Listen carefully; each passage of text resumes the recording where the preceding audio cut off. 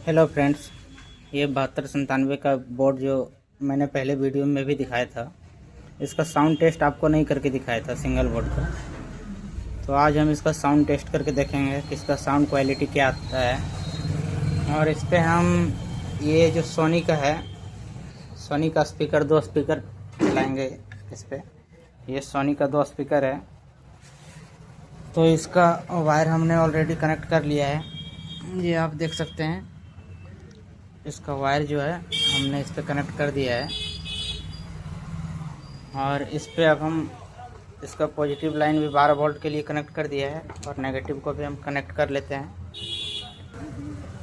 तो ये मेरा ग्राउंड है, इसको भी हम कनेक्ट कर लेते हैं। ये कनेक्ट कर लिए हैं, इस पे लाइट भी आ गया और कनेक्ट भी हो गया। अब कोई सॉन्ग प्ले करके देखते हैं कि इसका साउंड क्वालिटी क्या आता है सोनी के स्पीकर में। ये मेरा कनेक्ट हो गया। अब हम गाना को प्ले कर रहे हैं, देखते हैं इसका साउंड क्वालिटी क्या आता है। ये हमने सॉन्ग को प्ले किया और आप देख सकते हैं इसका साउंड क्वालिटी क्या है। अब हम इसका थोड़ा वॉल्यूम बढ़ा के देखते हैं।